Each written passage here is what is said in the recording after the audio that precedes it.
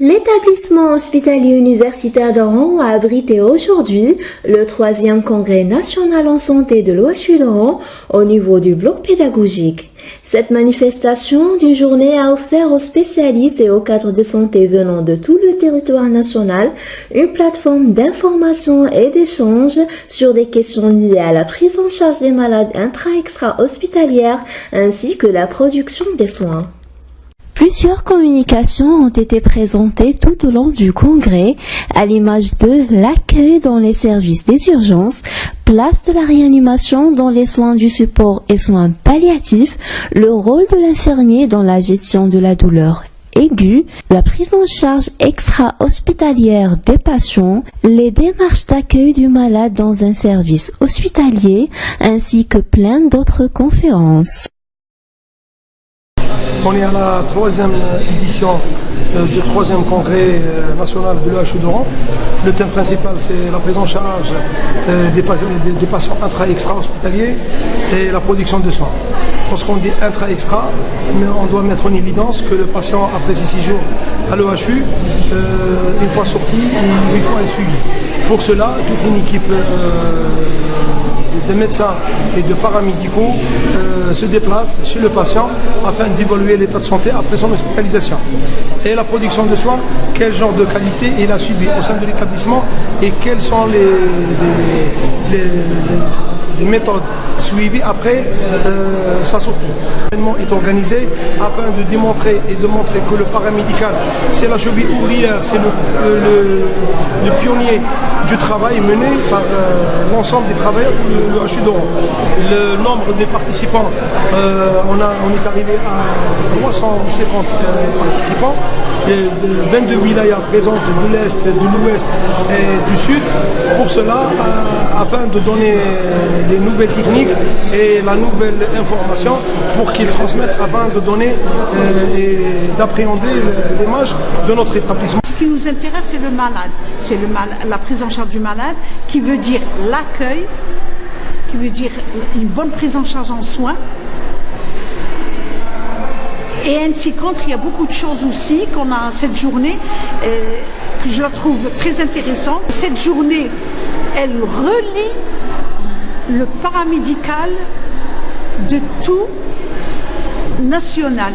On a reçu des paramédicales d'Alger, de Tizi Ouzou, de Annaba, de Béjaïa, de Tmouchent et de différents idées et de différents travails et de différents et on se donnait l'un à l'autre et c'est des rencontres qui font enrichir notre savoir-faire de travail des paramédicaux.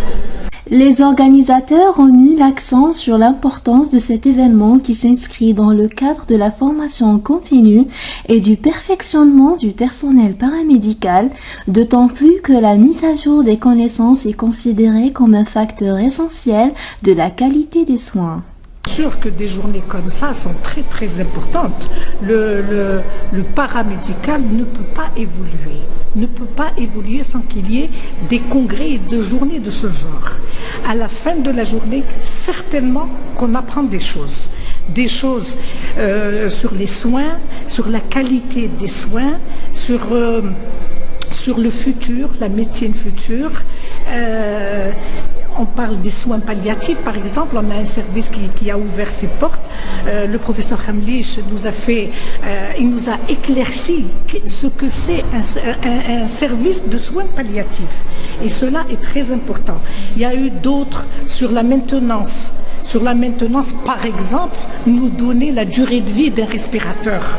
Tous les jeunes ne connaissent pas. Un respirateur est un appareil très important puisqu'il maintient en vie le malade pendant l'intervention. Grâce à des journées comme ça, on a une idée certaine sur certains appareils. Et ça, c'est une chose importante. Donc, sans ça, la médecine n'évolue pas. Encore moins les paramédicaux. Les paramédicaux, ici, au niveau de l'EHU, on a la chance d'avoir un bloc pédagogique extraordinaire, les lieux, un directeur à la tête qui encourage, qui encourage ces journées de plus en plus, et ça, je trouve ça capital. Il ne peut pas y avoir un EHU moderne sans des journées pour paramédicaux. Les paramédicaux doivent construire leur avenir sur la compétence et la cohésion.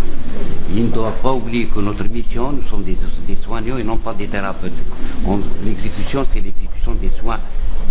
Et c'est notre noble mission, c'est l'accueil. La mission, c'est l'accueil et le soin. Et je souhaiterais que cette jeunesse-là, la nouvelle génération des paramédicaux dans cet hôpital et toute autre catégorie professionnelle des jeunes, doivent s'intégrer dans ces journées. Ils doivent être parmi les premiers à organiser ces journées, à apprendre par leurs aînés qu'est-ce que c'est une organisation de journée, à apprendre à communiquer. Et leur destin doit être entre leurs mains. Et là, nous sommes au service du malade. Le sacrifice se sacrifie. Au service du malade, il y a deux objectifs. Il a une grâce qui est divine, ou la deuxième grâce, c'est son salaire. Donc, il doit être conscient. Ça, c'est des malades. Il doit être plus patient. On les appelle patients. Nous devons avoir une passion. Nous devons être plus patients que les patients. En outre, les spécialistes ont insisté pour leur part sur la nécessité du développement des soins ambulatoires qui s'exercent dans le milieu de vie habituel des patients. Cette compétence vise à faire le lien entre la prise en charge traditionnelle et le lien de vie inversement en respectant le principe de la continuité des soins. Le SMUR est un service qui est différent. Il est déjà différent parce qu'il est mobile. Il se déplace, c'est un service comme tous les services EHU, la différence c'est qu'il se déplace. Et là, il y a des gens de Paris qui se sont déplacés pour nous former, pour former surtout les jeunes, des infirmières et des infirmiers jeunes qui ont reçu une formation et qui travaillent normalement, parce qu'il est spécial dans le sens où, quand on est au sein de l'hôpital, dans un bloc opératoire par exemple, ou là, de chez Coach, quand il n'y a pas quelque chose, on peut toujours aller chez le voisin demander le médicament. Dans un SMUR, on n'a pas le droit. On est en dehors de l'hôpital. Moi, j'ai insisté sur ça. L'infirmière du SMUR, quand elle sort pour faire des interventions au niveau des domiciles, eh bien, je vais vous dire, elle n'a pas le droit d'oublier, parce que l'ambulance doit être parfaite. Le plateau d'intubation, les seringues, les drogues, tout doit être là. Si elle oublie un truc, c'est... Et le but du SMUR, justement, c'est de ramener le malade vivant. C'est ça le but. C'est aller le réanimer à la maison, le scoper, le perfuser, lui donner ce qu'il faut faire et le transporter vivant. Et il arrive vivant.